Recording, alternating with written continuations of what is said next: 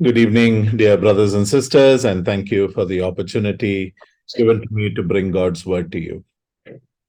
ಎಲ್ಲರಿಗೂ ಸಾಯಂಕಾಲದ ವಂದನೆಗಳು. ನನ್ನ ಪ್ರಿಯ ಸಹೋದರ ಸಹೋದರಿಯರೇ, ನಿಮ್ಮೆಲ್ಲರಿಗೂ ಕೂಡ ಈ ಸಾಯಂಕಾಲದಲ್ಲಿ ದೇವರ ವಾಕ್ಯವನ್ನ ತರುವಂತ ಈ ಅವಕಾಶವನ್ನ ಒದಗಿಸಿಕೊಟ್ಟದಕ್ಕಾಗಿ ನಾನು ಕರ್ತನನ್ನ ಕೊಂಡಾಡುತ್ತೇನೆ.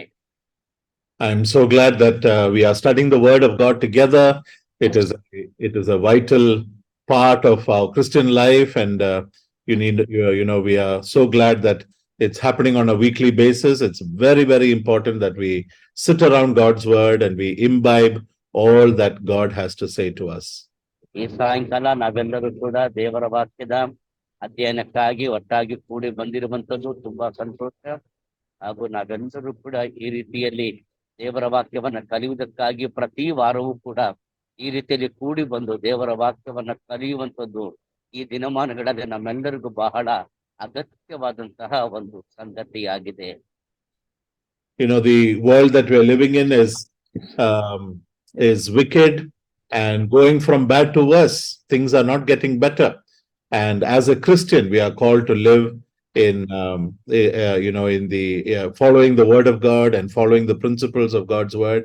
And it is so vital that we know how we should navigate through these days in our lives. ಈ ದಿನಮಾನಗಳನ್ನ ನೋಡುವಾಗ ಈ ದಿನಗಳು ಬಹಳ ಬಹಳ ಕೆಟ್ಟ ದಿನಗಳು.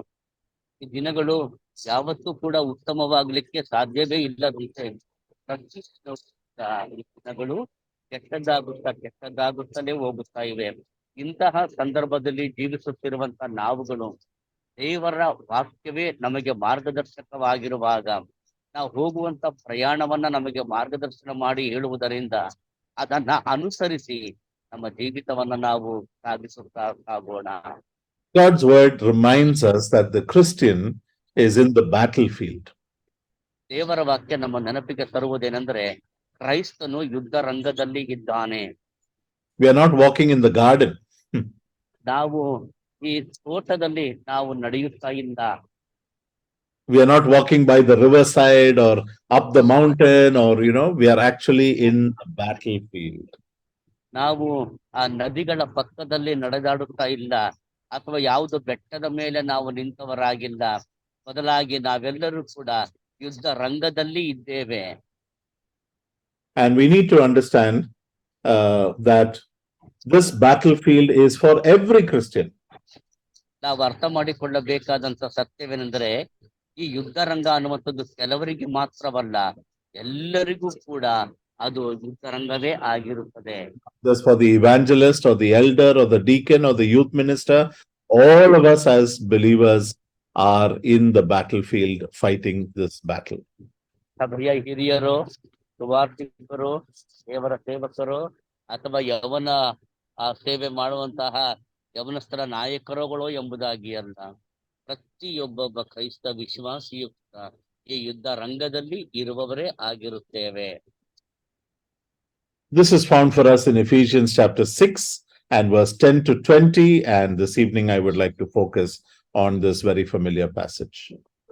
ಈ ಒಂದು ಸಂಗತಿಯು ಪೌಲನು ಎಫೆಸದವರಿಗೆ ಬರೆದ ಪತ್ರಿಕೆ 6ನೇ ಅಧ್ಯಾಯ 10ನೇ ವಚನದಿಂದ 20ನೇ ವಚನದವರೆಗೆ ಬರೆಯಲ್ಪಟ್ಟಿದೆ. ನಾನು ಇವತ್ತು ಸಾಯಂಕಾಲ ಆ ವಾಕ್ಯದ ಭಾಗವನ್ನೇ ನಾನು ಆಧಾರ ಮಾಡಿಕೊಂಡವನಾಗಿ ಕೇಂದ್ರೀಕರಿಸುತ್ತೇನೆ.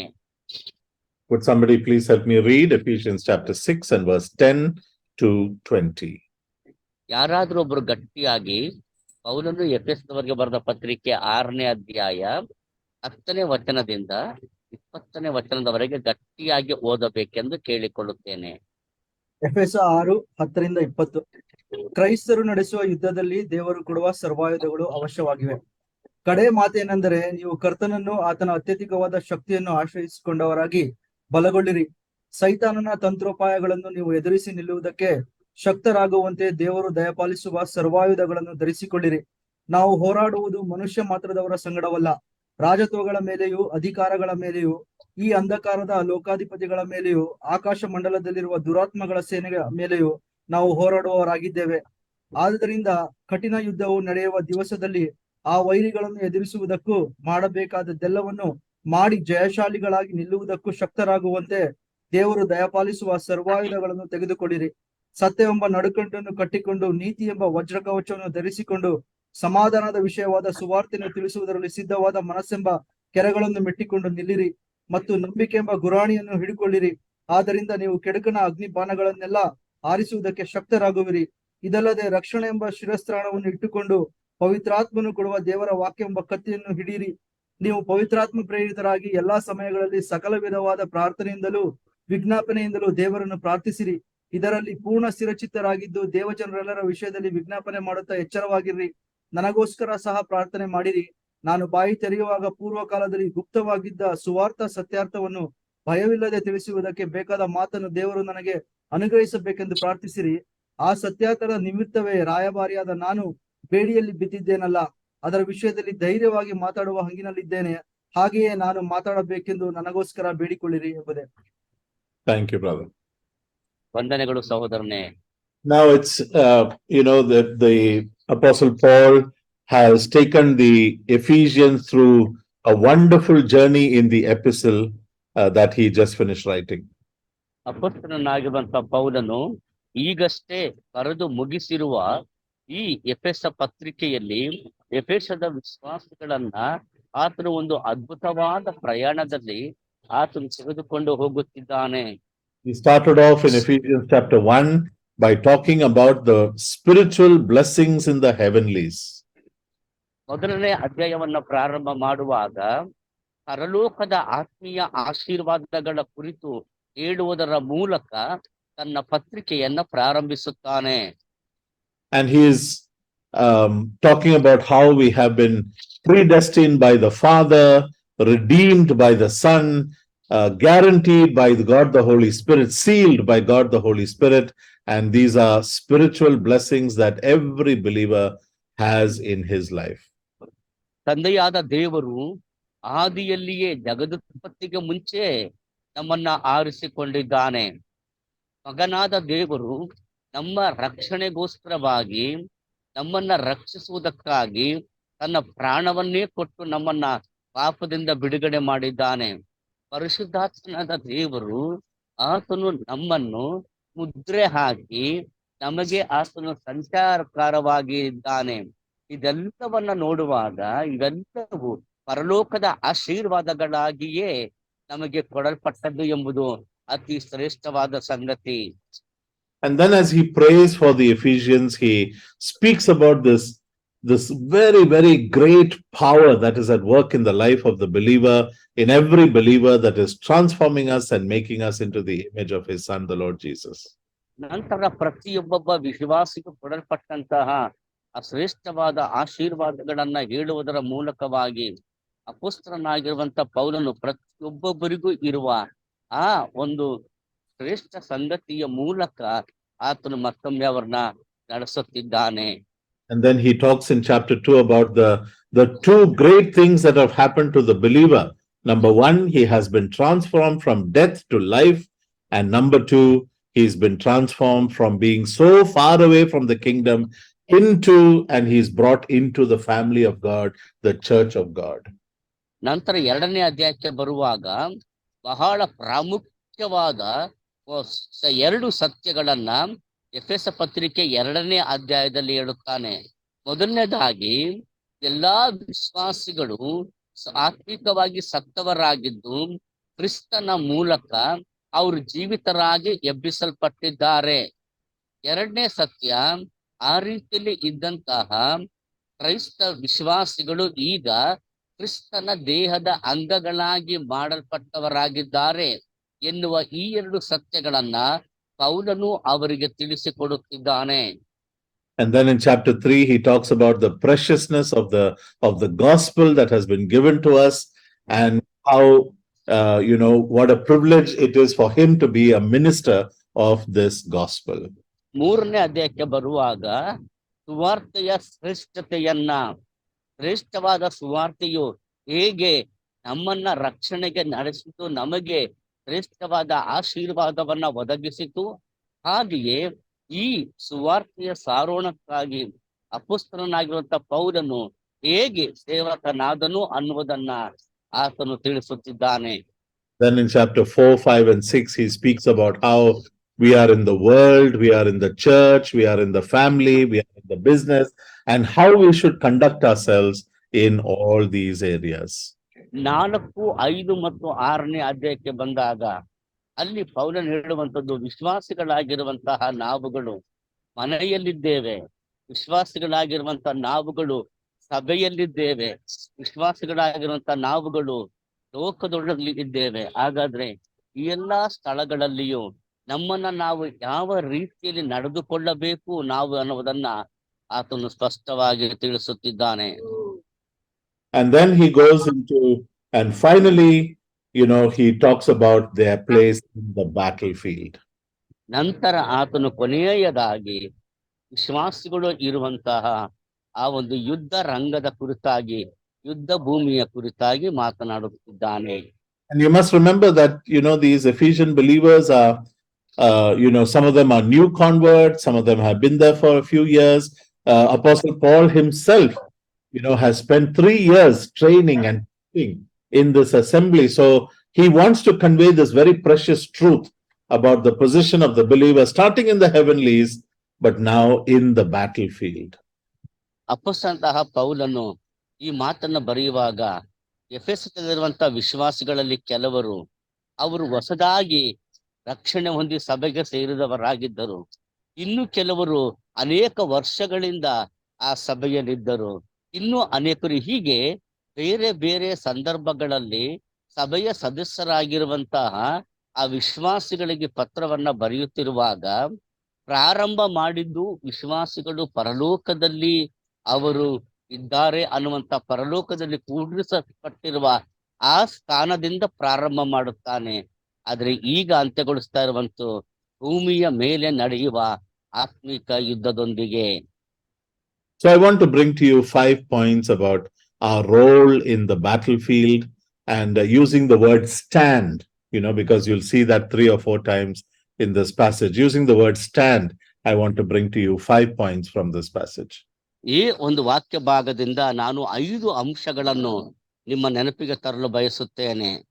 ಅದರಲ್ಲಿ ನಿಂತುಕೊಳ್ಳಿರಿ ಎನ್ನುವಂತ ಪದ ಸುಮಾರು 5 ಸಾರಿ ಪೌಲನು ಉಪಯೋಗಿಸಿದ್ದಾನೆ. 5 ಸಾರಿ ನಿಂತುಕೊಳ್ಳಿರಿ ಎನ್ನುವಂಥದ್ದು. ಹಾಗಾದ್ರೆ ಆ 5 ಸಂದರ್ಭಗಳನ್ನು ಮತ್ತು 5 ವಾಸ್ತವಿಕ ಸತ್ಯಗಳನ್ನ ನಾನು ಈ ಸಾಯಂಕಾಲ ನಿಮ್ಮೊಂದಿಗೆ ಹಂಚಿಕೊಳ್ಳಲು ಬಯಸುತ್ತೇನೆ.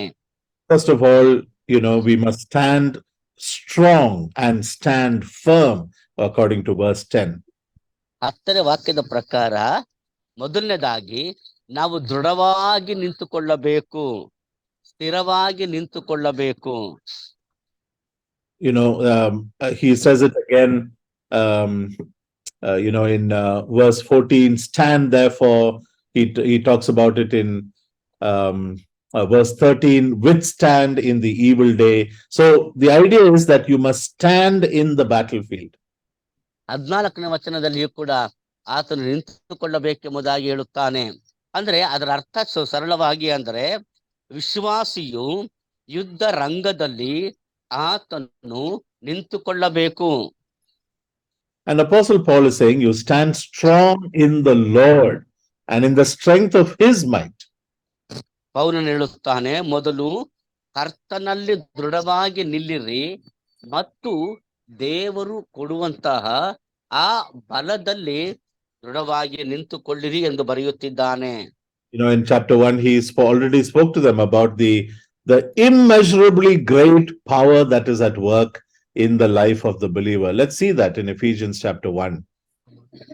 ಎಫೆಸ ಪತ್ರಿಕೆ 1ನೇ ಅಧ್ಯಾಯವನ್ನು ನೋಡುವಾಗ ಆ 1ನೇ ಅಧ್ಯಾಯದಲ್ಲಿ ಆತನು ಮೊದಲು ಹೇಳಿದ್ದಾನೆ, ದೇವರ ಆ ಒಂದು ಪರಲೋಕದ ಆ ಒಂದು ಸರ್ವಶ್ರೇಷ್ಠ ಸಂಗತಿಗಳ ಕುರಿತಾಗಿ ಆತನು ಬರೆಯುತ್ತಾನೆ. That was 19 and 20. 19 ಮತ್ತು 20ನೇ ವಚನ. ಯಾರಾದ್ರೂ ಹೋದ್ರೆ ಆ ವಾಕ್ಯವನ್ನ 19 ಮತ್ತು 20ನೇ ವಾಕ್ಯ, 1ನೇ ಅಧ್ಯಾಯ 19, 20. ನಂಬುವರಾದ ನಮ್ಮಲ್ಲಿ ಆತನು ಸಾಧಿಸುವ ಪರಾಕ್ರಮವು ಎಷ್ಟು ಅತಿಶಯವಾದದ್ದೆಂಬುದನ್ನು ನೀವು ತಿಳುಕೊಳ್ಳುವಂತೆ ಅನುಗ್ರಹಿಸಲಿ. ಆತನ ಬಲಾತಿಶಯವು ಎಷ್ಟು ಮಹತ್ತಾದದ್ದೆಂಬುದು ಕ್ರಿಸ್ತನಲ್ಲಿ ತೋರಿ ಬಂದಿದೆ. ಹೇಗೆಂದರೆ ಆತನು ಸತ್ತಿದ್ದ ಕ್ರಿಸ್ತನನ್ನು ಬದುಕಿಸಿ ಪರಲೋಕದೊಳಗೆ ಸಕಲ ರಾಜತ್ವ ಅಧಿಕಾರ, ಮಹತ್ವ, ಪ್ರಭುತ್ವಾದಿಗಳ ಮೇಲೆಯೂ ಈ ಲೋಕದಲ್ಲಿ ಮಾತ್ರವಲ್ಲದೆ ಬರುವ ಲೋಕದಲ್ಲಿ ಸಹ ಹೆಸರುಗೊಂಡವರೆಲ್ಲರ ಮೇಲೆಯೂ ತನ್ನ ಬಲಗಡೆಯಲ್ಲಿ ಕೂರಿಸಿಕೊಂಡನು. Thank you. You see what the words he's using. The immeasurable greatness of his power towards us that believe. According to the working of his great might, he's using, we call it hyperbole or, language that is, great language to describe the greatness of the power that is working in the life of the believer. ಒಬ್ಬ ವಿಶ್ವಾಸಿಯ ಜೀವಿತದಲ್ಲಿ ಕಾರ್ಯ ಮಾಡುತ್ತಾ ಇರುವಂತಹ ಆ ದೇವರ ಶಕ್ತಿಯನ್ನ ವರ್ಣಿಸುವಂತಹ ಅತಿ ಶ್ರೇಷ್ಠವಾದಂತಹ ಪದ ಪ್ರಯೋಗಗಳನ್ನ ಅಪೊಸ್ತಲನಾಗಿರುವಂತ ಪೌಲನು ಇಲ್ಲಿ ಉಪಯೋಗಿಸುತ್ತಿದ್ದಾನೆ. And he wants you to know, what is this power? It is the resurrection power, the power that raised Christ Jesus from the dead. ನೋಡುವಾಗ ಯಾವ ಒಂದು ಶಕ್ತಿ ಅಥವಾ ಯಾವ ಒಂದು ಬಲ, ಅದು ಪುನರುತ್ಥಾನದ ಶಕ್ತಿ. ಆ ಪುನರುತ್ಥಾನದ ಶಕ್ತಿಯು ಅದು ಕರ್ತನಾಗಿರುವಂತ ಯೇಸು ಕ್ರಿಸ್ತನು ಸತ್ತವರೊಳಗಿಂದ ಎದ್ದು ಬಂದಿದ್ದಾನೆ. ಆ ಒಂದು ಪುನರುತ್ಥಾನದ ಶಕ್ತಿ ನಮಗೆ ಅಷ್ಟರ ಮಟ್ಟಿಗೆ ಕಾರ್ಯ ಮಾಡುತ್ತದೆ. The power of the resurrection is not given to human hands. Yes, the power of the resurrection is not given into human hands. ಪುನರುತ್ಥಾನದ ಶಕ್ತಿಯನ್ನು ದೇವರು ಮನುಷ್ಯರಿಗೆ ತಾನು ಒದಗಿಸಿ ಕೊಟ್ಟಿಲ್ಲ. We have several powers, the power to influence people, we have the power to heal, we have the power to clone, make a duplicate. ನಾವು ಮನುಷ್ಯನನ್ನು ನೋಡುವಾಗ ಆತನಿಗೆ ಅನೇಕ ಒಂದು ಶಕ್ತಿಗಳು ಕೊಡಲ್ಪಟ್ಟಿದೆ. ನಾವು ಒಬ್ಬನನ್ನು ಅದೇ ರೀತಿಯಲ್ಲಿ ಒಂದು ವಸ್ತುಗಳನ್ನು ಮಾಡಬಹುದು, ಒಬ್ಬರನ್ನು ಕ್ಲೋನ್ ಮಾಡಬಹುದು, ಆದರೆ ಒಬ್ಬನನ್ನು ಜೀವಿತನಾಗಿ ಬದುಕಿಸುವ ಅವಕಾಶವನ್ನು ದೇವರು ತಾನೇ ಕೊಟ್ಟಿಲ್ಲ. And also the power to destroy. I mean, the greatness of a nation and the power of a nation is now seen by how much power they have to destroy the other nation, nuclear power and all that. ಹಾಗೆ ನೋಡುವಾಗ ನಾಶಗೊಳಿಸುವ ಶಕ್ತಿ. ಈಗ ನೋಡುತ್ತೇವೆ, ಯಾವುದೇ ಒಂದು ದೇಶ ಬಹಳ ಬಲಿಷ್ಠವಾಗಿದೆ ಅಂತ ತಿಳಿದುಕೊಳ್ಳಬೇಕಾದರೆ ಅವರಲ್ಲಿ ಎಷ್ಟು ದೊಡ್ಡ ಸೈನ್ಯವಿದೆ, ಎಷ್ಟು ದೊಡ್ಡ ಒಂದು ಬಾಂಬ್ಗಳಿವೆ, ಹೇಗೆ ಅವರು ಬೇರೆಯವರನ್ನು ನಾಶ ಮಾಡುತ್ತಾರೆ ಎಂದು ನೋಡುತ್ತಾರೆ. ಹಾಗೆ ಆ ನಾಶ ಮಾಡುವ ಶಕ್ತಿಯು ಕೊಡಲ್ಪಟ್ಟಿದೆ. But God has not given to any man the power to resurrect somebody else, the power to bring something from death to life, the power to bring an inanimate object into animation is not possible. ಆದ್ರೆ ಆ ಒಂದು ಪುನರುತ್ಥಾನದ ಶಕ್ತಿ, ಯಾರನ್ನು ಸತ್ತವರೊಳಗಿಂದ ಎಬ್ಬಿಸುವ ಶಕ್ತಿ, ಒಂದು ಜೀವವಿಲ್ಲದ ವಸ್ತುವನ್ನು ಜೀವ ಕೊಡುವ ಶಕ್ತಿ, ಅದು ಮನುಷ್ಯನಿಗೆ ಇನ್ನೂ ಕೊಡಲ್ಪಟ್ಟಿಲ್ಲ, ಕೊಡುವುದು ಇಲ್ಲ. That power is divine, and that power is the greatest, most powerful power in the world. That is the power that is working in your life and mine. ಅದೇ ತಾನೇ ಬಹಳ ದೊಡ್ಡ ಶಕ್ತಿ, ಅದು ದೈವಿಕವಾದ ಶಕ್ತಿ. ಆ ಶಕ್ತಿಯಿಂದಲೇ ನಾವುಗಳು ಜೀವಿತರಾಗಿ ಈ ಲೋಕದಲ್ಲಿ ಜೀವಿಸ್ತಾ ಇದ್ದೇವೆ. So when the Lord says, be strong in the Lord and in the power of his might, he is talking about that power that is already available to you.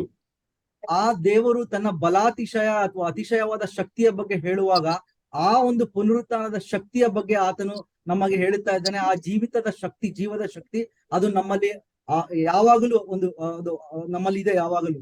In 1 John 4:4 he says, greater is he that is in you than he that is in the world. Okay, 1 ಯೋಹಾನನ ಪತ್ರಿಕೆ 4ನೇ ಅಧ್ಯಾಯ 4ನೇ ವಚನ. ನಿಮ್ಮಲ್ಲಿರುವ ಆತನು ಲೋಕದಲ್ಲಿ ಇರುವವನಿಗಿಂತ ಹೆಚ್ಚಿನವನು. In this world, if we put our trust in anything, it is inevitably going to fail. ಈ ಲೋಕದಲ್ಲಿ ನಾವು ಯಾವುದರಲ್ಲಿ ನಂಬಿಕೆ ಭರವಸೆ ಇಟ್ಟರೂ ಕೂಡ ಅದು ಯಾವುದೇ ರೀತಿಯಲ್ಲಿಯೂ ಕೂಡ ನಮಗೆ ಕೊಡಲ್ಪಡುವುದಿಲ್ಲ. The moment you take your eyes off God and you put your eyes on human beings, on things, on buildings, on possessions, on money, it's all going to fail. You know that. ದೇವರ ಮೇಲೆ ನೀವಿಟ್ಟಂತಹ ಆ ದೃಷ್ಟಿಯನ್ನ ತೆಗೆದು ಹಣದ ಮೇಲೆಯಾಗಲಿ, ವ್ಯಕ್ತಿಗಳ ಮೇಲೆಯಾಗಲಿ, ರಾಜಕಾರಣಿಗಳ ಮೇಲೆಯಾಗಲಿ, ಆಸ್ತಿಗಳ ಮೇಲೆಯಾಗಲಿ, ಅಂತಸ್ತುಗಳ ಮೇಲೆಯಾಗಲಿ, ಬೇರೆ ಯಾವುದರ ಮೇಲೆ ಇಟ್ಟರೂ ಕೂಡ ನೀವು ಸೋಲುತ್ತೀರೋ ವಿನಃ ಗೆಲುವು ಕಾಣಲು ಸಾಧ್ಯವಿಲ್ಲ. And people have failed. We have examples in the scripture as well as elsewhere of people who have failed when they take their eyes off God and fix their eyes on things and people. ನಾವು ದೇವರ ಮೇಲೆ ಇಟ್ಟಂತ ದೃಷ್ಟಿಯನ್ನ ತೆಗೆದು ಮನುಷ್ಯರ ಮೇಲೆಯೋ ಅಥವಾ ಬೇರೆ ಯಾವುದೋ ವಸ್ತುಗಳ ಮೇಲೆಯೋ ಬೇರೆ ಯಾವುದೇ ಸಂಗತಿಗಳ ಮೇಲೆಯೋ ಇಟ್ಟಾಗ ಅವರು ಸೋಲನ್ನ ಕಂಡಿದ್ದಾರೆ ಅನ್ನುವಂತ ಉದಾಹರಣೆಗಳನ್ನ ದೇವರ ವಾಕ್ಯದಲ್ಲಿಯೂ ನೋಡುತ್ತೇವೆ ಮತ್ತು ಹೊರಗಡೆಯೂ ಕೂಡ ಅನೇಕರನ್ನ ನಾವು ಕಾಣುತ್ತೇವೆ. You know, there's a picture in 1 Samuel chapter 30, a story of when David, went conquering along with his people. ನಾವು ಮೊದಲನೇ ಸಮುವೇಲನ ಗ್ರಂಥ 30ನೇ ಅಧ್ಯಾಯಕ್ಕೆ ಬಂದಾಗ ಅಲ್ಲಿ ನಾವು ನೋಡ್ತೇವೆ, ದಾವೀದನು ತನ್ನ ಜೊತೆಯವರ ಸಂಗಡ ಆತನ ಯುದ್ಧದಲ್ಲಿ ಜಯವನ್ನ ಗಳಿಸಿ ಅದನ್ನ ಸ್ವಾಧೀನ ಮಾಡಿಕೊಳ್ಳುವಾಗ, Not yet king, he is still on the run from Saul, but he is fighting the battles of fighting with the Amalekites. ದಾವೀದನು ಇನ್ನೂ ಕೂಡ ಅರಸನಾಗಿಲ್ಲ, ಆದ್ರೆ ಆತನು ಸೌಲನಿಗೋಸ್ಕರವಾಗಿ ಅಮಾಲೇಕ್ಯರ ವಿರುದ್ಧ ಹೋರಾಡುತ್ತಿದ್ದಾನೆ. But it so happened that he and his warriors went one direction and the Amalekites came from another direction, and they took all the people. They burnt the village that his family and his warriors' family was staying in, and they took all of them and kidnapped them, took them captive. ದಾವೀದನು ಮತ್ತು ಆ ಸೈನಿಕರು ಒಂದು ಕಡೆಯಲ್ಲಿ ಹೋಗುತ್ತಾ ಇದ್ದಾರೆ, ಮತ್ತೊಂದು ಕಡೆಯಿಂದ ಅಮಾಲೇಕರು ಅವರು ಇವರಿದ್ದಂತ ಹಳ್ಳಿಗೆ ಬಂದು ಅಲ್ಲಿನವರೆಲ್ಲರನ್ನು ಕೂಡ ಅವರನ್ನು ನಾಶಪಡಿಸಿ ಸರಿಯಾಗಿ ಅವರನ್ನ ಕೊಂಡೊಯ್ದು ಆತನು ಎಲ್ಲ ಆ ಅಮಾಲೇಕ್ಯರು ಈ ದಾವೀದನ ಕಡೆಯವರೆಲ್ಲರನ್ನು ಕೂಡ ನಾಶ ಮಾಡಿ ಬಿಡುತ್ತಾರೆ. That was a horrible experience, to know that your wife, your children, they've all been taken away. They've been kidnapped and taken away captive. ನಿನ್ನ ಹೆಂಡತಿ ಮಕ್ಕಳೆಲ್ಲರೂ ಕೂಡ ಅಪಹರಿಸಲ್ಪಟ್ಟವರಾಗಿ ಅವರು ಆ ವೈರಿಗಳ ಇವರನ್ನ ಕೊಂಡೊಯ್ದಿದ್ದಾರೆ ಎಂಬುದನ್ನ ಕೇಳುವಾಗ ಅದು ಬಹಳ ಭಯಾನಕವಾದಂತಹ ಒಂದು ಸಂಗತಿಯಾಗಿತ್ತು. So bad that David's own warriors were, feeling bitter, and they started grumbling against David. ಆಗ ದಾವಿದನ ಜೊತೆಯಲ್ಲಿದ್ದಂತಹ ದಾವಿದನ ಸೈನಿಕರು ಬಹಳವಾಗಿ ಬೇಸರಗೊಂಡು ದುಃಖಿತರಾಗಿ ಕಡೆಗೆ ದಾವೀದನ ವಿರುದ್ಧವಾಗಿಯೇ ಗುಣಗುಟ್ಟಲು ಪ್ರಾರಂಭಿಸುತ್ತಾರೆ. And David was all alone in that situation. ಆ ಪರಿಸ್ಥಿತಿಯಲ್ಲಿ ದಾವೀದನು ಒಬ್ಬಂಟಿಯಾಗಿ ನಿಂತಿದ್ದಾನೆ. It would have been very easy for him to be totally discouraged, to say, Lord, why did you bring me into this situation? ದಾವೀದನು ದೇವರೇ, ನನ್ನನ್ನು ಯಾಕೆ ಈ ರೀತಿಯ ಪರಿಸ್ಥಿತಿಗೆ ತಂದಿದ್ದಿ ಎಂಬುದಾಗಿ ಆತನು ಕೇಳಬಹುದಾಗಿತ್ತು. Am I not your child? Am I not doing the work of God? Why did you allow this to happen? Why is it that I'm now alone, that nobody is there with me, everybody is against me? ದೇವರೇ, ನಾನು ಯಾಕೆ ಈಗ ಒಬ್ಬಂಟಿಯಾಗಿ ನನ್ನನ್ನ ಬಿಟ್ಟೆ? ನಾನೇನು ಪಾಪ ಮಾಡಿದೆ? ನಾನು ಯಾಕೆ ಈ ರೀತಿಯಲ್ಲಿ ಅದೇ? ದೇವರ ನೋಡಿವಾಗ ನನ್ನ ಜೊತೆಯಲ್ಲಿ ಯಾರು ಇಲ್ಲ, ನಾನು ಒಬ್ಬಂಟಿಯಾಗಿ ಬಿಡಲ್ಪಟ್ಟಿದ್ದೇನೆ, ನೀನ್ ಯಾಕೆ ಹೀಗೆ ಮಾಡಿದೆ ಎಂಬುದಾಗಿ ದಾವೀದನು ದೇವರನ್ನ ಪ್ರಶ್ನೆ ಮಾಡಬಹುದಾಗಿತ್ತು. And sometimes you and I may go through that same feeling when there is nobody else, around you, there's nobody to support you, and everything is going wrong in your life. ಕೆಲವು ಸಾರಿ ನಮ್ಮ ಜೀವಿತದಲ್ಲಿಯೂ ನಿಮ್ಮ ಜೀವಿತದಲ್ಲಿಯೂ ಕೂಡ ಆಗಬಹುದು. ನಿಮ್ಮನ್ನ ಎಲ್ಲರೂ ಕೈ ಬಿಟ್ಟರು ಅನ್ನುವಂತ ಪರಿಸ್ಥಿತಿ ಬರಬಹುದು. ಯಾರು ಇಲ್ಲವಲ್ಲ ಅನ್ನುವಂತ ಪರಿಸ್ಥಿತಿಗೆ ನೀವು ಬರಬಹುದು. ಎಲ್ಲರಿಂದ ದೂರ ಮಾಡಲ್ಪಟ್ಟವನಾಗಿದ್ದೇನೆ, ನಾನು ಒಂಟಿಯಾಗಿದ್ದೇನಲ್ಲ ಎಂಬುದಾಗಿ ನಿಮಗೆ ಅನ್ನಿಸಬಹುದು. But look at that verse, 1 Samuel chapter 30 and verse 6, the second half, it says, but David strengthened himself in the Lord his God. ನಾವು ಮೊದಲನೇ ಸಮುವೇಲನ ಗ್ರಂಥ 30ನೇ ಅಧ್ಯಾಯ 6ನೇ ವಚನದ 2ನೇ ಭಾಗವನ್ನು ನೋಡುವಾಗ ಅಲ್ಲಿಗೆ ನೋಡುತ್ತೇವೆ, ಆದರೆ ದಾವೀದನು ತನ್ನನ್ನು ಕರ್ತನಲ್ಲಿ ಬಲಪಡಿಸಿಕೊಂಡನು ಎಂದು ಓದುತ್ತೇವೆ. Everything has failed, but he found his strength in the Lord. ಎಲ್ಲವೂ ಕೂಡ ಸೋತು ಹೋದವು, ಆದರೆ ದಾವೀದನು ಮಾತ್ರ ಕರ್ತನಲ್ಲಿ ಆತನ ಬಲವನ್ನ ಕಂಡುಕೊಂಡನು. Beloved, that's the great strength that God has given us, that even when there is nobody else I can turn to, I can look at the word of God, I can read, I can strengthen myself, and I can carry on the work, and I can stand strong in the strength of the Lord. ನನ್ನ ಪ್ರಿಯರೇ, ಎಲ್ಲವೂ ಕೈ ಬಿಟ್ಟರು, ಎಲ್ಲವೂ ಕೈ ಜಾರಿ ಹೋದರು, ಏನು ಇಲ್ಲದಂತ ಸ್ಥಿತಿ ಇದ್ದರೂ ಕೂಡ ನಾವುಗಳು ಕರ್ತನಲ್ಲಿಯೂ ಕರ್ತನ ವಾಕ್ಯದಲ್ಲಿಯೂ ನಾವು ಬಲವನ್ನ ಹೊಂದಿಕೊಳ್ಳಬಹುದು. ನಾವು ಕರ್ತನ ವಾಕ್ಯವನ್ನ, ಅದರ ಮೂಲಕ ಕರ್ತನನ್ನ ನಾವು ಆಶ್ರಯಿಸಿಕೊಳ್ಳಬಹುದು. That word stand is talking about, literally holding your ground, not allowing yourself to be moved, pushed backward, just holding strong, claiming allegiance to the Lord Jesus Christ, not willing to back out in terms of word or action in any way.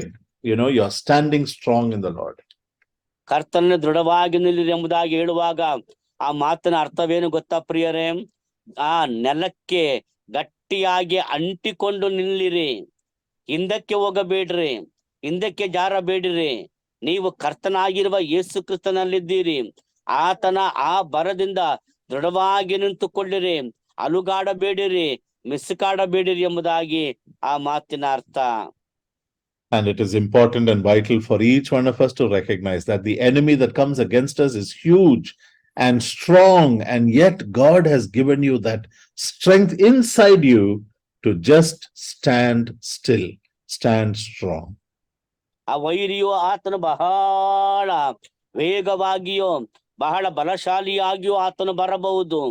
ಆದ್ರೆ ದೇವರು ನಿಮ್ಮೊಳಗೆ ಕೊಟ್ಟಿರುವಂತ ಶಕ್ತಿ, ನಿಮ್ಮೊಳಗೆ ಕೊಟ್ಟಿರುವಂತ ಬಲ, ಅದು ಎಷ್ಟೋ ಅಪಾರವಾದಂತ ಶಕ್ತಿ. ಆ ನಿಮ್ಮೊಳಗೆ ಕೊಡಲ್ಪಟ್ಟಿರುವಂತ ಶಕ್ತಿಯಿಂದ ದೃಢವಾಗಿ ನಿಂತುಕೊಳ್ಳ್ರಿ, ಅಲುಗಾಡಬೇಡಿರಿ. The second truth is stand aware of many things. You must be educated and you must know what is happening around you. Stand aware. ಎರಡನೇದಾಗಿ ಎಚ್ಚರಿಕೆಯಿಂದ ಎಚ್ಚರ ವಹಿಸಿ ದೃಢವಾಗಿ ನಿಲ್ಲಿರಿ. ಅಂದ್ರೆ ನಿಮ್ಮ ಸುತ್ತಮುತ್ತ ಏನೆಲ್ಲ ನಡೆಯುತ್ತಿದೆ ಅನ್ನುವಂಥದ್ದು ನಿಮಗೆ ಗೊತ್ತಿರಬೇಕು, ನಿಮಗೆ ಗೊತ್ತಾಗಬೇಕು. ಆ ರೀತಿಯಲ್ಲಿ ದೃಢವಾಗಿ ನಿಲ್ಲಿರಿ. Right, in verse 12 he says we don't wrestle. He's explaining about the enemy. He's clarifying who is our enemy. It's not against flesh and blood, but against rulers, authorities, cosmic powers in this present darkness, spiritual forces of evil in the heavenly places. ನೋಡುವಾಗ ಎಫೆಸದವರಿಗೆ ಬರೆದ ಪತ್ರಿಕೆ 6ನೇ ಅಧ್ಯಾಯ 12ನೇ ವಚನಕ್ಕೆ ಬರುವಾಗ, ಈ 12ನೇ ವಚನದಲ್ಲಿ ಅಪೊಸ್ತಲ ಪೌಲನು ಆತನು ಹೇಳ್ತಾ ಇದ್ದಾನೆ, ನಾವು ಯಾರ ಸಂಗಡ ನಾವು ಹೋರಾಡ್ತಾ ಇದ್ದೇವೆ ಎಂಬುದನ್ನ ಆತನು ಹೇಳ್ತಾನೆ. ನೋಡ್ರಿ, 12ನೇ ವಚನವನ್ನ ಗಮನಿಸಿರಿ. ನಾವು ಹೋರಾಡುವುದು ಮನುಷ್ಯ ಮಾತ್ರದವರ ಸಂಗಡವಲ್ಲ, ರಾಜ್ಯತ್ವಗಳ ಮೇಲೆಯೂ ಅಧಿಕಾರಗಳ ಮೇಲೆಯೂ ಈ ಅಂಧಕಾರದ ಲೋಕಾಧಿಪತಿಗಳ ಮೇಲೆಯೂ ಆಕಾಶ ಮಂಡಲದಲ್ಲಿರುವ ದುರಾತ್ಮಗಳ ಸೇನೆಯ ಮೇಲೆಯೂ ನಾವು ಹೋರಾಡುವವರಾಗಿದ್ದೇವೆ. Beloved, your enemy is not flesh and blood. ಪ್ರಿಯರೇ, ನಿಮ್ಮ ವೈರಿ ಶರೀರ ಮತ್ತು ರಕ್ತವಲ್ಲ. That means it's not the person who is speaking evil against you, or the person who is hitting you, or the person who is reporting you, or the person who is gossiping about you. It's not the person. ಪ್ರಿಯರೇ, ನಿಮ್ಮ ವಿರುದ್ಧವಾಗಿ ಮಾತನಾಡುತ್ತಾ ಇರುವವನು, ನಿಮ್ಮ ವಿರುದ್ಧವಾಗಿ ಅಲ್ಲ ಸಲ್ಲದನ್ನ ಹೇಳಿಕೊಂಡು ತಿರುಗಾಡುತ್ತಾ ಇರುವವನು, ನಿನ್ನ ವಿಷಯವಾಗಿ ಆ ನಕಾರಾತ್ಮಕ ವಿಷಯಗಳನ್ನ ಹರಡುತ್ತಾ ಇರುವಂತಹ ಆ ವ್ಯಕ್ತಿಯು ನಿಮ್ಮ ವೈರಿಯಲ್ಲ. Not only that, it is not even the brother in the church who is speaking against you. Please be mindful of that. ನಿಮ್ಮ ಸಭೆಯಲ್ಲಿ ನಿಮ್ಮ ವಿರುದ್ಧವಾಗಿ ಮಾತನಾಡುತ್ತಾ ಇರುವಂತ ಆ ನಿಮ್ಮ ಸಹೋದರನೂ ಕೂಡ ನಿಮ್ಮ ವೈರಿಯಲ್ಲ, ಅದನ್ನ ನೆನಪಿನಲ್ಲಿಟ್ಟುಕೊಳ್ಳಿರಿ. There is a spiritual force that is behind all of this. There is a spiritual battle that perhaps we cannot see with our physical eyes, but the Bible is saying that there is a spiritual force that is coming against you, and they are real, they are evil, they are powerful. ಆದ್ರೆ ಇವೆಲ್ಲವುಗಳ ಹಿಂದೆ ಒಂದು ಆತ್ಮಿಕವಾದಂತಹ ಆ ಒಂದು ದುರಾತ್ಮನ ಒಂದು ಕಾರ್ಯ ನಡೆಯುತ್ತಾ ಇದೆ. ಕಣ್ಣಿಗೆ ಕಾಣದಿರುವಂತಹ ಆ ಆತ್ಮಿಕವಾದಂತ ಕಾರ್ಯ ನಡೆಯುತ್ತಾ ಇದೆ. ಆತ್ಮಿಕವಾದಂತ ಒಂದು ಬಲ ನಿಮ್ಮ ವಿರುದ್ಧವಾಗಿ ಕಾರ್ಯ ಮಾಡುತ್ತಾ ಇದೆ. ಆ ಬಲವು ಕಾರ್ಯ ಮಾಡುತ್ತಾ ಇರುವುದರಿಂದಲೇ ಎಲ್ಲಾ ಕಡೆಗಳಿಂದಲೂ ಕೂಡ ನಿಮಗೆ ವಿರೋಧಗಳು ಬರುತ್ತವೆ, ಅಪಹಾಸ್ಯಗಳು ಬರುತ್ತವೆ. And you know, you must realize, each of us must realize that devil is not trying to play pranks on us. He's not trying to joke with us. He is intent on destroying. He is intent on debilitating, on destroying your testimony so that you will not be useful for the Lord. ಸೈತಾನನು ಯಾವತ್ತೂ ಕೂಡ ನಿಮ್ಮ ಜೊತೆಯಲ್ಲಾಗ್ಲಿ ನಮ್ಮ ಜೊತೆಯಲ್ಲಾಗಲಿ ತಮಾಷೆ ಮಾಡುವುದಿಲ್ಲ. ಅವನ ಉದ್ದೇಶ ಒಂದೇ ಪ್ರಿಯರೇ, ನಮ್ಮನ್ನ ನಾಶ ಮಾಡುವುದು, ಅಂದರೆ ನನ್ನ ಮತ್ತು ನಿಮ್ಮ ಸಾಕ್ಷಿಯನ್ನ ಹಾಳು ಮಾಡುವುದು. ಆ ಒಂದು ಉದ್ದೇಶವು ಆತನಿಗಿದೆ. ಆ ಉದ್ದೇಶದಿಂದಲೇ ಆತನು ಕಾರ್ಯ ಮಾಡುತ್ತಾನೆ, ತಮಾಷೆ ಮಾಡುವುದಿಲ್ಲ. Isn't that what the Lord Jesus himself says about salt losing its saltiness? ಅದನ್ನೇ ಕರ್ತನಾಗಿರುವ ಯೇಸು ಕ್ರಿಸ್ತನು ಹೇಳುತ್ತಾನೆ, ಉಪ್ಪು ತನ್ನ ಸಾರವನ್ನ ಕಳೆದುಕೊಂಡರೆ. I'm sure you know what that means, because in the old days, it was a lot of impure salt which they got from the sea. And, when the salt content of that material is no longer there, then there is no use for that material. It is useless. You just have to throw it out.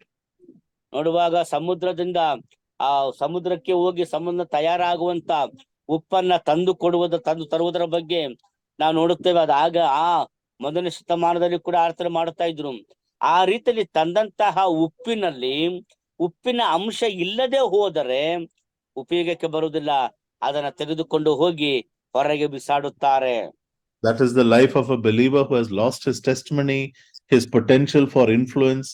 If he can no longer influence the world around him, he is useless for the Lord. ಅದೇ ಆ ಉಪ್ಪು ತನ್ನ ಉಪ್ಪಿನ ಸಾರವನ್ನ ಕಳಕೊಂಡದ್ದು ಅಂತ ಹೇಳಿದ್ರೆ, ಸಾಕ್ಷಿಯನ್ನ ಕಳಕೊಂಡಂತ ವಿಶ್ವಾಸಿ ಈ ಲೋಕದಲ್ಲಿ ಆತನು ಕರ್ತನಿಗಾಗಿ ಸಾಕ್ಷಿಯಾಗಿ ಜೀವಿಸುವಾಗ ಆ ಸಾಕ್ಷಿ ಇಲ್ಲದವನಾಗಿ ಹೋದರೆ ಆತನು ಈ ರೀತಿಯಲ್ಲಿ ಬಿಸಾಡಲ್ಪಟ್ಟಂತಹ ಉಪ್ಪಿಗೆ ಸಮಾನವಾಗುತ್ತಾನೆ. And the enemy that is coming against you is real, and he's very powerful, and he is terribly evil, and his only intention is to destroy you. ನಿಮಗೆ ವಿರುದ್ಧವಾಗಿ ಬರುವಂತ ವೈರಿಯು ಆತ ನಿಜವಾದವನೇ, ಆತನ ಕಾರ್ಯವು ಕೂಡ ನಿಜವಾದದ್ದೇ. ಆತನ ಕಾರ್ಯದ ಉದ್ದೇಶವೇನೆಂದರೆ ನಿಮ್ಮನ್ನ ನಾಶ ಮಾಡಬೇಕೆನ್ನುವುದೇ, ನಿಮ್ಮ ಸಾಕ್ಷಿಯನ್ನ ಹಾಳು ಮಾಡಬೇಕೆನ್ನುವುದೇ. ಅದಕ್ಕಾಗಿ ಆತನು ಬಲವಾಗಿ ಕಾರ್ಯ ಮಾಡುತ್ತಿದ್ದಾನೆ. You see in verse 11, there's a word there, the schemes of the devil. ನಾವು 6ನೇ ಅಧ್ಯಾಯ 11ನೇ ವಚನವನ್ನ ಓದುವಾಗ ಆ 11ನೇ ವಚನ ನಾವು ಹೀಗೆ ಓದ್ತೇವೆ,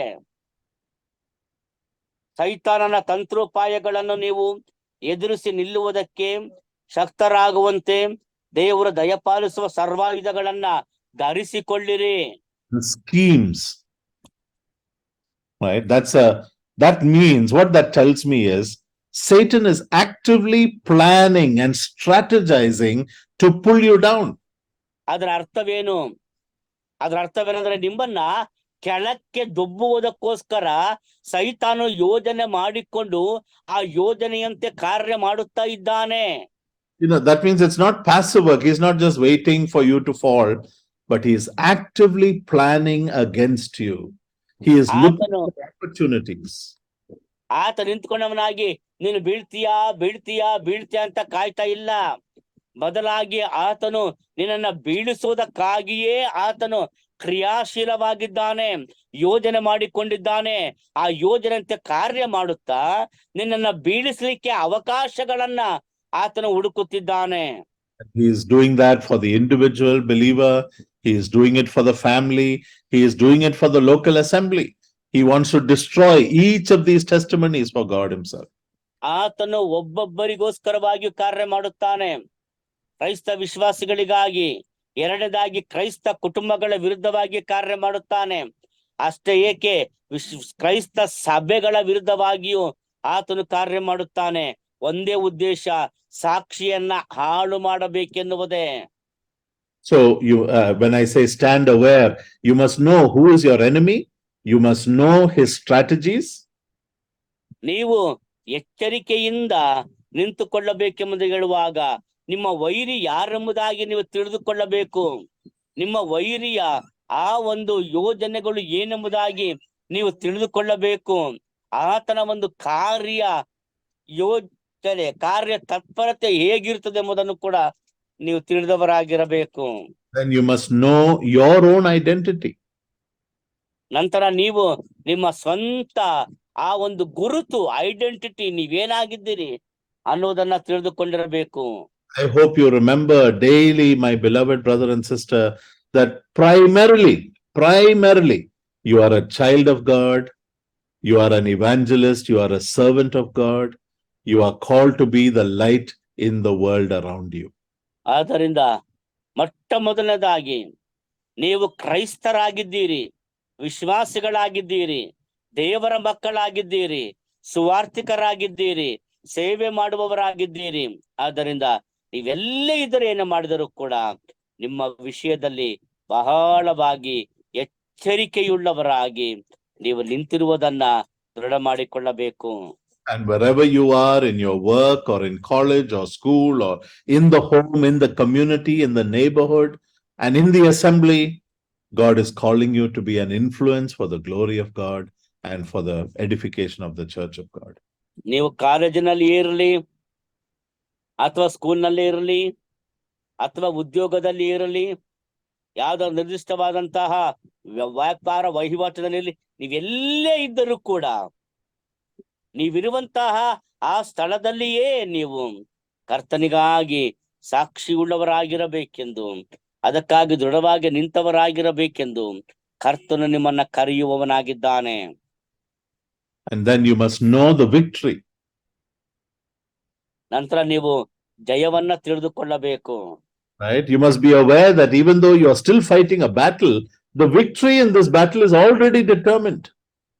ನೀವು ಯುದ್ಧ ರಂಗದಲ್ಲಿ ಇದ್ದೀರಾ, ಯುದ್ಧ ಮಾಡ್ತಾ ಇದ್ದೀರಾ, ಆದ್ರೂ ಕೂಡ ಆ ಯುದ್ಧದ ಫಲಿತಾಂಶ ಈಗಾಗಲೇ ಪ್ರಕಟಿಸಲ್ಪಟ್ಟಿದೆ ಎಂಬುದನ್ನ ನೀವು ತಿಳಿದುಕೊಳ್ಳಬೇಕು. Nobody can change it. ಯಾರು ಕೂಡ ಅದನ್ನು ಬದಲಾಯಿಸಲು ಸಾಧ್ಯವಿಲ್ಲ. Right? In Revelation chapter 20 verse 10, we read that he is going to throw Satan, into the lake of fire where he is going to be tormented forever and ever. ನಾವು ಪ್ರಕಟಣೆ ಗ್ರಂಥ ಅದರ 20ನೇ ಅಧ್ಯಾಯಕ್ಕೆ ಬರುವಾಗ ಅಲ್ಲಿ ನಾವು ನೋಡುವಂತಹ ಒಂದು ಮಾತು ನೋಡುತ್ತೇವೆ. 20ನೇ ಅಧ್ಯಾಯ 14ನೇ ವಚನ. ಆಮೇಲೆ ಮೃತ್ಯುವು ಪಾತಾಳವು ಬೆಂಕಿಯ ಕೆರೆಗೆ ದಬ್ಬಲ್ಪಟ್ಟವು. ಆ ಬೆಂಕಿಯ ಕೆರೆಯ 2ನೇ ಮರಣವು, ಯಾವನ ಹೆಸರು ಜೀವಬಾಧ್ಯರ ಪಟ್ಟಿಯಲ್ಲಿ ಬರದಾಗಿ ಕಾಣಲಿಲ್ಲವೋ ಅವನು ಬೆಂಕಿಯ ಕೆರೆಗೆ ದಬ್ಬಲ್ಪಟ್ಟನು. Verse 10, brother, that he will throw Satan into the lake of fire. 10ನೇ ವಾಕ್ಯ. ಇದಲ್ಲದೆ ಅವರನ್ನು ಮರಳುಗೊಳಿಸಿದ ಸೈತಾನನು ಬೆಂಕಿ ಗಂಧಕಗಳಿರುವ ಕೆರೆಯಲ್ಲಿ ದಬ್ಬಲ್ಪಟ್ಟನು. ಅಲ್ಲಿ ಮೃಗವು ಸುಳ್ಳು ಪ್ರವಾದಿಯೂ ಕೂಡ ಇದ್ದಾರೆ. ಅವರು ಹಗಲಿರುಳು ಯುಗ ಯುಗಾಂತರಗಳಲ್ಲಿಯೂ ಯಾತನೆ ಪಡುತ್ತಿರುವರು. You see, the victory against your evil one is already determined. It is going to happen. You can be absolutely sure about it. ನಿಮ್ಮ ವಿರುದ್ಧವಾಗಿರುವಂತ ನಿಮ್ಮ ವಿರುದ್ಧವಾದಂತ ಯುದ್ಧದ ಫಲಿತಾಂಶ ಈಗಾಗಲೇ ಪ್ರಕಟಿಸಲ್ಪಟ್ಟಿದೆ. ಆತನು ಆ ಬೆಂಕಿಗೆ ದಬ್ಬಲ್ಪಡುವವನು. ಜಯವು ಕರ್ತನಾಗಿರುವ ಯೇಸು ಕ್ರಿಸ್ತನಿಂದ ಅದು ನಿರ್ಧರಿತವಾಗಿದೆ. ಆ ಒಂದು ದೃಢವಾದಂತಹ ಆ ಒಂದು ಸಂಗತಿಯನ್ನು ಅರ್ಥ ಮಾಡಿಕೊಂಡವರಾಗಿ ನೀವು ಮುಂದೆ ಸಾಗಬೇಕು. So the first point was stand strong. Second point, stand aware. And the third point is stand armed. ಮೊದಲನೇದಾಗಿ ದೃಢವಾಗಿ ನಿಲ್ಲಿರಿ. ಎರಡನೇದಾಗಿ ಹೇಳಿದ ಹಾಗೆ ನೀವು ಜ್ಞಾನವುಳ್ಳವರಾಗಿ ಎಚ್ಚರಿಕೆಯಿಂದ ನಿಂತುಕೊಳ್ಳ್ರಿ. ಮೂರನೇದಾಗಿ ನೀವು ಸರ್ವಾಯುಧಗಳನ್ನ ಧರಿಸಿಕೊಂಡು ನಿಂತುಕೊಳ್ಳಿರಿ. And there's a armor that is provided for the believer in the battlefield. ಯುದ್ಧ ರಂಗದಲ್ಲಿ ಪ್ರತಿಯೊಬ್ಬ ವಿಶ್ವಾಸಿಗೂ ಕೂಡ ಧರಿಸಿಕೊಳ್ಳುವುದಕ್ಕೋಸ್ಕರವಾಗಿ ಸರ್ವಾಯುಧಗಳು ಕೊಡಲ್ಪಟ್ಟಿವೆ. In verse 14, he talks about the belt of truth. 14ನೇ ವಚನಕ್ಕೆ ಬಂದಾಗ ಆತನು ಮಾತನಾಡುತ್ತಾನೆ, ಸತ್ಯವೆಂಬ ನಡುಕಟ್ಟು. Right, the belt is not what today you and I wear, a slim sort of belt, but it's actually a leather apron which covers, the groin and the lower abdomen, the groin and the upper thighs of the front and the back of the soldier. A leather apron. ನೋಡುವಾಗ ಆ ಸತ್ಯವೆಂಬ ನಡುಕೊಂಡ belt ಅಂದ್ರೆ ನಾವ್ ಇವತ್ತು ಪ್ಯಾಂಟಿಗೆ ಹಾಕ್ತಿವಲ್ಲ ಆ ತರ belt ಅಲ್ಲ.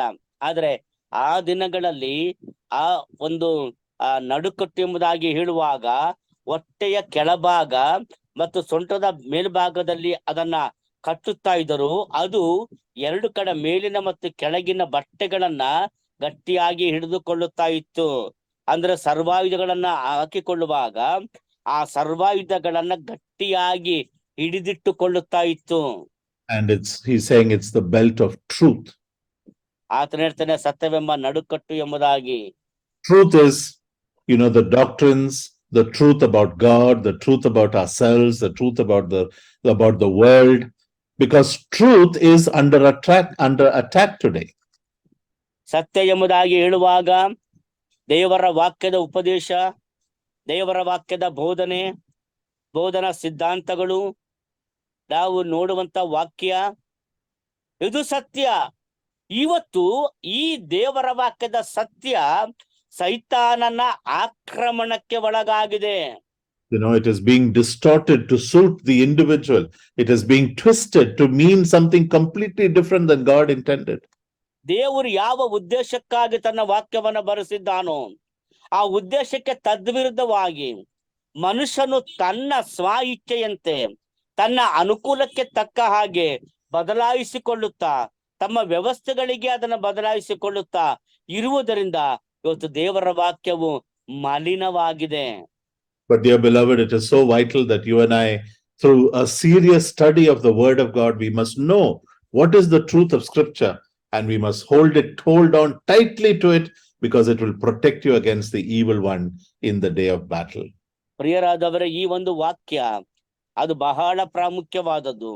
ದೇವರ ವಾಕ್ಯದ ಬೋಧನೆ ಸತ್ಯವಾದದ್ದು. ಆದ್ದರಿಂದ ಈ ಸತ್ಯವಾಕ್ಯವನ್ನ ದೃಢವಾಗಿ ಹಿಡಿದುಕೊಂಡವರಾಗಿ ನಾವು ಆ ಒಂದು ಸತ್ಯವಾಕ್ಯಕ್ಕಾಗಿ ನಾವು ನಿಂತುಕೊಂಡವರಾಗಿರಬೇಕು. ನಾವು ಅದನ್ನ ಹಿಡಿದುಕೊಂಡವರಾಗಿ ಆ ವಾಕ್ಯದಲ್ಲಿ ನಾವು ಬೆಳೆಯುತ್ತಾ ಸೈತಾನನ್ನು ತರುವಂತಹ ಎಲ್ಲ ಆ ಒಂದು ಕುತಂತ್ರಗಳ ಮೇಲೆ ನಾವು ನಮ್ಮ ಸಭೆಯನ್ನ, ನಮ್ಮ ವಿಶ್ವಾಸಗಳ ಜೀವಿತವನ್ನ ಭದ್ರಪಡಿಸಬೇಕು. ಅದಕ್ಕೋಸ್ಕರವಾಗಿ ನಾವು ಸತ್ಯವೆಂಬ ನಡುಕಟ್ಟನ್ನ ಕಟ್ಟಿಕೊಂಡು ನಿಂತುಕೊಳ್ಳಬೇಕು. But 2, he says the breastplate of righteousness. ಮತ್ತು ನೋಡುವಾಗ ನೀತಿ ಎಂಬ ವಜ್ರ ಕವಚ ಎಂದು ಹೇಳುತ್ತದೆ. And that's talking about protecting the upper chest and the upper arms and the shoulders and the back, a material that is made of leather and steel, and a strong piece of armory that protects the sensitive parts of your body. ನೋಡುವಾಗ ಸತ್ಯವೆಂಬ ನಡುಕಟ್ಟು ಅದು ಚರ್ಮದಿಂದ ಮಾಡಿದ್ದಾಗಿತ್ತು. ನೀತಿ ಎಂಬ ವಜ್ರ ಕವಚ ಅದು ಚರ್ಮ ಮತ್ತು ಕಬ್ಬಿಣದಿಂದ ಎರಡು ಸೇರಿಸಿ ಮಾಡಲ್ಪಟ್ಟದ್ದು. ಇದು ಎದೆಯ ಮೇಲ್ಭಾಗ ಮತ್ತು ನಮ್ಮ ಎರಡು ತೋಳುಗಳು ಹಾಗೂ ಹಿಂಭಾಗ ಇದೆಲ್ಲವನ್ನ ಸೇರಿಸಿ ಕಟ್ಟುವಂತಹ ನಮ್ಮ ಈ ಎರಡು ಭಾಗಗಳನ್ನ ಅದು ಸಂರಕ್ಷಿಸುವಂತ ಭದ್ರಪಡಿಸುವಂತಹ ಒಂದು ಆಯುಧವಾಗಿರುತ್ತದೆ. Sometimes you may hear preachers say, all the armor of God is only for the front and not for the back. Please don't believe that. That's not true. ಕೆಲವು ಕ್ರೈಸ್ತ ಬೋಧಕರು ಹೇಳುತ್ತಾರೆ, ಎಲ್ಲಾ ಸರ್ವಾಯುಧಗಳು ಮುಂಭಾಗಕ್ಕೆ ಮಾತ್ರ, ಹಿಂಭಾಗಕ್ಕೆ ಯಾವುದೇ ಎಂಬುದಾಗಿ ಹೇಳ್ತಾರೆ. ಇಲ್ಲ ಪ್ರಿಯರೇ, ಅದು ಸುಳ್ಳು. ಅದನ್ನ ನಂಬಬೇಡಿರಿ. ಮುಂಭಾಗ ಮತ್ತು ಹಿಂಭಾಗಕ್ಕೂ ಸೇರಿಸಿ ಸರ್ವಾಯುಧಗಳಿವೆ. And the idea behind that is they're saying you should not turn your back to Satan. That's the implication. But that's not a correct statement. ಅನೇಕರು ಹೇಳ್ತಾರೆ, ಯಾಕಂದ್ರೆ ನಾವು ಹಿಂದಕ್ಕೆ ತಿರುಗಬಾರ್ದು, ಸೈತಾನ ಬೆನ್ನು ಹಾಕಬಾರ್ದು ಅಂತ ಹೇಳ್ತಾರೆ. ಅದು ಸರಿಯಲ್ಲ. ಆದ್ರೆ ಸತ್ಯ ಏನಪ್ಪಾ ಅಂತಂದ್ರೆ ಎರಡೂ ಕಡೆಗಳಿಗೂ ಈ ಒಂದು ಸರ್ವಾಯುಧಗಳು ಕೊಡಲ್ಪಟ್ಟಿವೆ. And that is the righteousness that comes from the Lord Jesus. His perfect life, his absolutely holy life is imputed to us, and we are standing based on his righteousness. ನೀತಿ ಅನ್ನುವಂಥದ್ದು ನಮ್ಮ ಕರ್ತನಾಗಿರುವ ಯೇಸು ಕ್ರಿಸ್ತನಿಂದ ಕೊಡಲ್ಪಟ್ಟದ್ದು. ಆತ ನಮ್ಮ ನೀತಿಯಾಗಿದ್ದಾನೆ.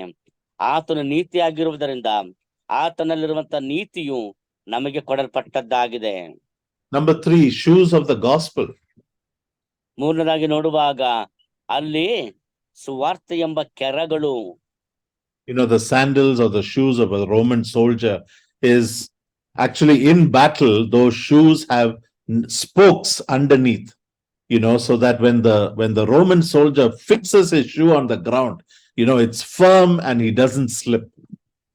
ನೋಡುವಾಗ ಹಿಂದಿನ ಕಾಲದಲ್ಲಿ ರೋಮ್ ಸೈನ್ಯದವರು ಹಾಕುತ್ತಾ ಇದ್ದಂತಹ ಆ ಒಂದು ಶೂಗಳು ಎಂಬುದಾಗಿ ಹೇಳುವಾಗ, ಆ ಕನ್ನಡದಲ್ಲಿ ಕೆರಗಳು ಎಂಬುದಾಗಿದ್ದ ಶೂ, ಅದರ ಕೆಳಗಡೆ ನೋಡುವಾಗ ಅನೇಕ ಮೊಳೆಗಳಿದ್ದವು. ಆ ಮೊಳೆಗಳನ್ನ ಹಾಕಿಕೊಂಡಂತಹ ಆ ಶೂವನ್ನ ಅವರು ನೆಲದ ಮೇಲೆ ಕಾಲಿಟ್ಟಾಗ ಅವ್ರು ಯಾವುದೇ ಕಾರಣಕ್ಕೂ ಕೂಡ ಜಾರುತ್ತಿರಲಿಲ್ಲ, ಸ್ಲಿಪ್ ಆಗುತ್ತಿರಲಿಲ್ಲ, ದೃಢವಾಗಿ ನಿಲ್ಲುತ್ತಾ ಇದ್ದರು. That is the shoes of the gospel that saved us, the gospel of the Lord Jesus. That is what keeps us firm on the battleground. ಅದು ನಮ್ಮನ್ನ ರಕ್ಷಿಸಿದಂತ ದೇವರ ಸುವಾರ್ತೆ. ಆ ಸುವಾರ್ತೆಯು ನಮ್ಮನ್ನ ರಕ್ಷಿಸಿ ನಾವು ಆ ಯುದ್ಧ ರಂಗದಲ್ಲಿ ನಿಲ್ಲುವುದಕ್ಕೆ ನಮ್ಮನ್ನ ಪ್ರೇರೇಪಿಸಿ ಸಿದ್ಧಪಡಿಸಿ ನಮ್ಮನ್ನ ನಿಲ್ಲಿಸುವಂತದ್ದಾಗಿದೆ. Then you have the shield of faith and the helmet of salvation and the sword of the Spirit. We don't have time to go into all this, but all these weapons God has given us, they are spiritual weapons. Please remember that. ನಂಬಿಕೆ ಎಂಬ ಗುರಾಣಿ, ರಕ್ಷಣೆ ಎಂಬ ಶಿರಸ್ತ್ರಾಣ, ದೇವರ ವಾಕ್ಯ ಇಬ್ಬಾಯ್ಕತ್, ಇದೆಲ್ಲವೂ ಕೂಡ ಇದೆ. ಅದೆಲ್ಲವನ್ನು ವಿವರಿಸಲಿಕ್ಕೆ ಸಮಯ ಇಲ್ಲ. ಇವೆಲ್ಲವೂ ಕೂಡ ನಮಗೆ ಕೊಡಲ್ಪಟ್ಟಿವೆ ಅತ್ಯಗತ್ಯವಾಗಿ ನಾವು ಯುದ್ಧ ರಂಗದಲ್ಲಿ ಬಳಸುವುದಕ್ಕೋಸ್ಕರ. None of these are physical. It doesn't talk about your education, your family background, your caste, your the amount of money in the bank balance, in the bank, or how big your house is, how big your car is. It doesn't talk about any of that. ಇದು ಯಾವುದು ಕೂಡ ಭೌತಿಕವಾದದ್ದಲ್ಲ. ನಿಮ್ಮ ಹಣ, ನಿಮ್ಮ ಅಂತಸ್ತು, bank ನಲ್ಲಿರುವಂತ ನಿಮ್ಮ ಹಣ, ನಿಮಗಿರುವಂತ car, ನಿಮಗಿರುವಂತ ಮನೆ, ನಿಮಗಿರುವಂತ ವಸ್ತುಗಳು, ಯಾವುದು ಕೂಡ ಇದ್ಯಾವುದು ಈ ಒಂದು ಭೌತಿಕ ಸಂಗತಿಗಳು ಈ ವಾಕ್ಯ ಭಾಗದಲ್ಲಿ ಬರೆಯಲ್ಪಟ್ಟಿಲ್ಲ. Also, it doesn't talk about how politically influenced you are. It doesn't talk about how many people you know in high places. Nothing. ಹಾಗೆಯೇ ರಾಜಕೀಯವಾಗಿ ನೀವು ಎಷ್ಟು ಪ್ರಭಾವಿತರು ಎಂಬುದನ್ನ ಹೇಳುವುದಿಲ್ಲ, ಮತ್ತು ನೀವು ಉನ್ನತ ಹುದ್ದೆಯಲ್ಲಿರುವಂತ ಎಷ್ಟು ಜನರನ್ನು ಬಲ್ಲವರಾಗಿದ್ದೀರಿ ಅದನ್ನು ಕೂಡ ಅದು ಮಾತನಾಡುವುದಿಲ್ಲ. But these are the weapons that God has given us to defeat the enemy in the spirit, not physically, but in the spirit. ನಾವು ಆತ್ಮಿಕವಾಗಿ ಆತ್ಮದಲ್ಲಿ ಆ ವಿರೋಧಿಯನ್ನ ಗೆಲ್ಲಬೇಕೆಂಬುದಾಗಿ ದೇವರು ಕೊಟ್ಟಂತ ಸರ್ವಾಯುಧಗಳು ಇವೆಲ್ಲವೂ ಕೂಡ ಆತ್ಮಿಕವಾದಂತ ಸರ್ವಾಯುಧಗಳು, ಭೌತಿಕವಾದವುಗಳಲ್ಲ. There are some people who also say our worship, when we worship, we defeat the Satan. There's no such scripture. ಕೆಲವರು ಹೇಳ್ತಾರೆ, ನಾವು ಆರಾಧನೆ ಮಾಡ್ತೇವಲ್ವಾ, ನಾವು ಆರಾಧನೆ ಮಾಡೋದ್ರ ಮೂಲಕ ಸೈತಾನ ಗೆದ್ದು ಬಿಡ್ತೇವೆ. ದೇವರ ವಾಕ್ಯದಲ್ಲಿ ಆ ರೀತಿಯ ಯಾವುದೇ ವಾಕ್ಯ ಭಾಗಗಳು ಇಲ್ಲ. They claim that because they want to increase as you increase the music and the power and the fervor of the worship, it's as if we are defeating Satan by the sound that we make.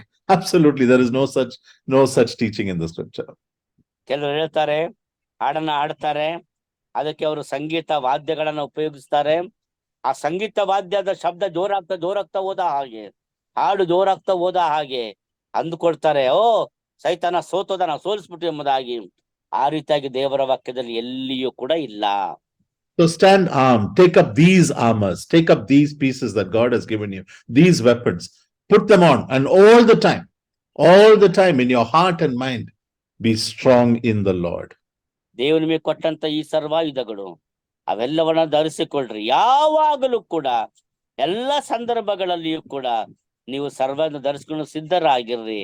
ಆ ಸರ್ವಾಯುಧಗಳ ಮೂಲಕವಾಗಿ ಸೈತಾನನ ವಿರುದ್ಧ ಹೋರಾಡಿರಿ, ಜಯವನ್ನ ಗಳಿಸಲಿಕ್ಕೆ ಸಾಧ್ಯ.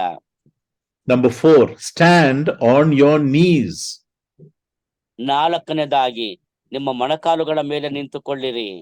In World War II, there was a commander who was talking, an officer was talking to his men about, how they need to navigate this particular area. And he was saying, the enemy is firing above you.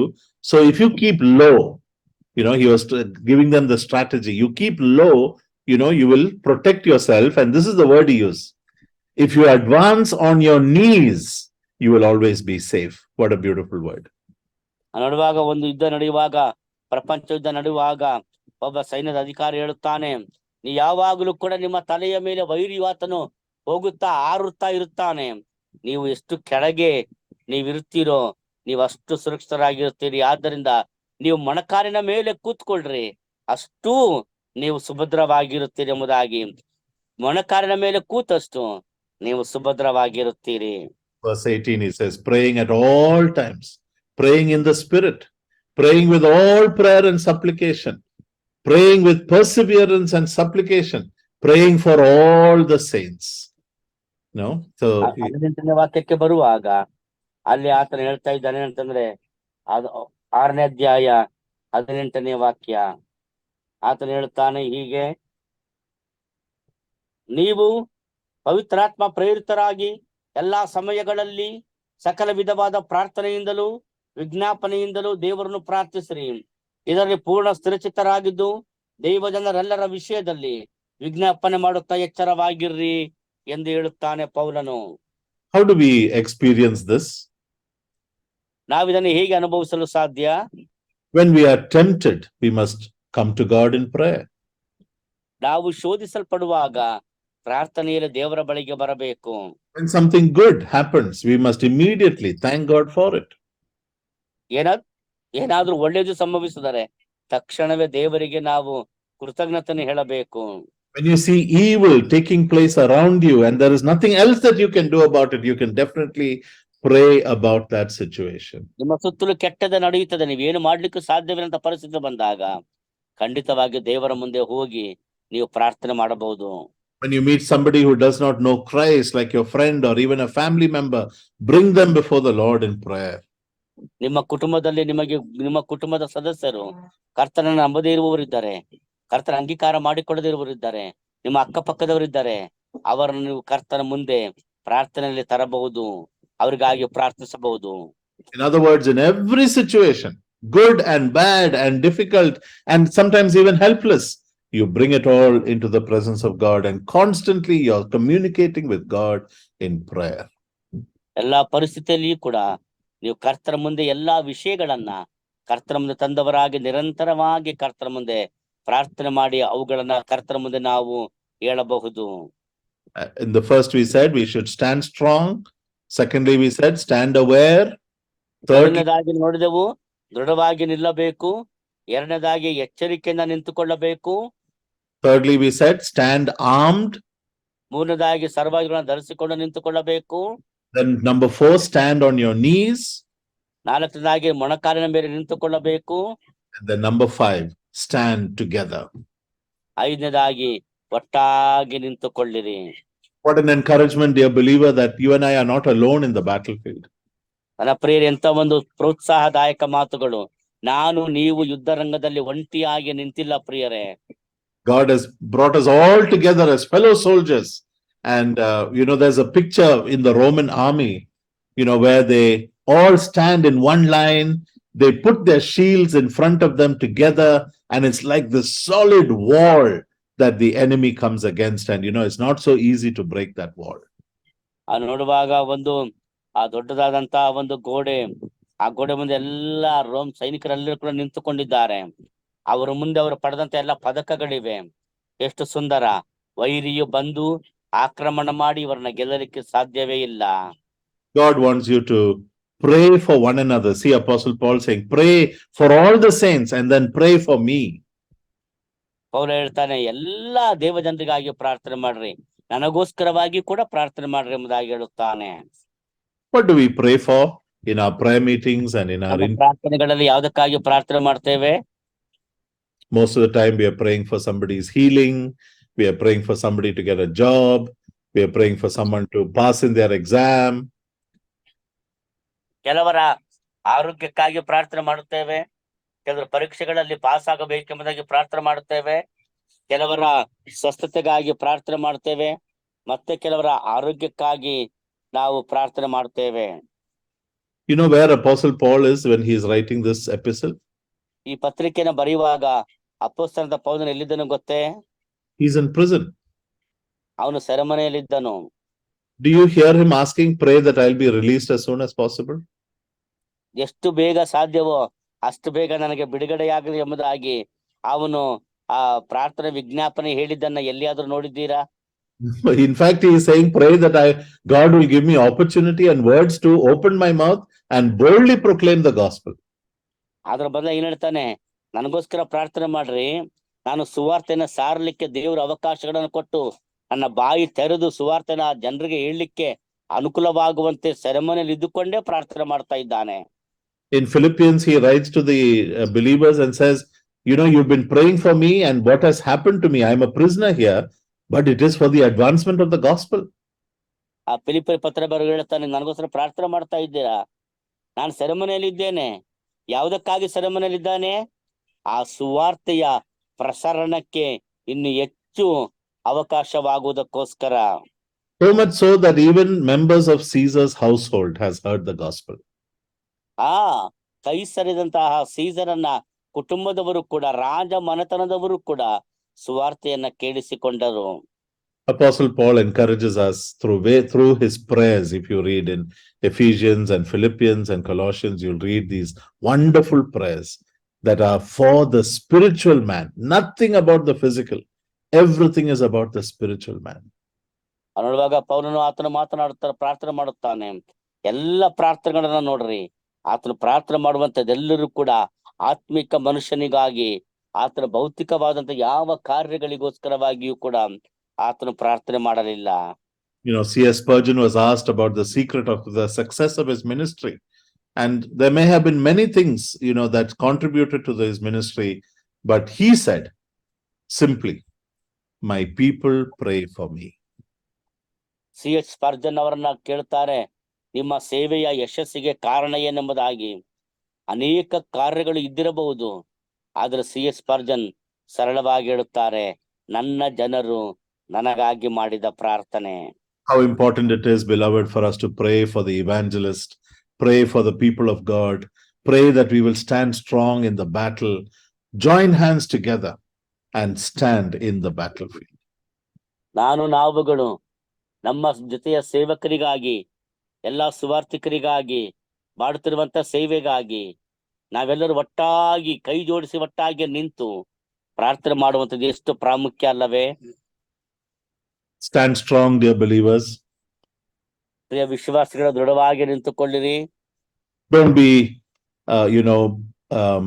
deceived into thinking that, oh, things are all going well, I'm getting my promotion and I'm getting this much money and, my family life is okay, and we are so busy worried about these physical things in life, and often we fail to realize that God has kept us in the battlefield. ನಾವು ಅನೇಕ ಸಾರಿ, ನನಗೆ ಒಳ್ಳೆ ಕೆಲಸ ಸಿಕ್ತು, ನನಗೆ ಒಳ್ಳೆ ಸಂಬಳ ಬರ್ತಾ ಇದೆ, ನಾನು ನನ್ನ ಹೆಂಡತಿ ಮಕ್ಕಳು, ನಾನು ನನ್ನ ಗಂಡ ಮಕ್ಕಳೆಲ್ಲ ಚೆನ್ನಾಗಿದ್ದೇವೆ, ನಾವೆಲ್ಲ ಆರಾಮಾಗಿದ್ದೇವೆ ಎಂಬುದಾಗಿ ನಾವು ಅನೇಕ ವೇಳೆಗಳಲ್ಲಿ ನಮ್ಮ ಭೌತಿಕವಾದಂತ ಸಂಗತಿಗಳಲ್ಲಿ ನಾವು ತೃಪ್ತರಾಗ್ತೇವೆ. ಆದರೆ ನಾವು ಯುದ್ಧ ರಂಗದಲ್ಲಿ ಇದ್ದೇವೆ ಅನ್ನುವುದನ್ನ ನಾವು ಮನವರಿಕೆ ಮಾಡಿಕೊಳ್ಳುವುದಿಲ್ಲ, ಮರೆತು ಬಿಡುತ್ತೇವೆ. Every single one of us, brothers and sisters, young and old, till the day we pass away from this earth or the Lord comes, we are going to be in the battlefield. And may the Lord help us and strengthen us to stand firm with the full armor of God in these last days. ನಾವು ಎಲ್ಲರೂ ಕೂಡ, ಚಿಕ್ಕವರಾಗಲಿ ದೊಡ್ಡವರಾಗಲಿ, ವಿದ್ಯಾವಂತರಾಗಲಿ ಅವಿದ್ಯಾವಂತರಾಗಲಿ, ಯಾರೇ ಆಗಿದ್ದರೂ ಕೂಡ ಪ್ರತಿಯೊಬ್ಬೊಬ್ಬ ವಿಶ್ವಾಸಿಯೂ ಕೂಡ ಆತನು ಯುದ್ಧ ರಂಗದಲ್ಲಿ ಆತನು ಇರುವವನೇ ಆಗಿದ್ದಾನೆ, ಇರುವವಳೇ ಆಗಿರುತ್ತೇವೆ. ಆದ್ದರಿಂದ ನಮ್ಮ ಕರ್ತನು ತಾನೇ ಮುಂಬರುವ ದಿವಸಗಳಲ್ಲಿ ನಮಗೆ ಆತ್ಮಿಕವಂತ ಶಕ್ತಿ ಬಲವನ್ನ ಕೊಟ್ಟು ಆ ಯುದ್ಧ ರಂಗದಲ್ಲಿ ನಮಗೆ ಸಹಾಯ ಮಾಡಲಿ. May the Lord's name be glorified. ಕರ್ತನ ನಾಮವೇ ಮಹಿಮೆ ಹೊಂದಲಿ.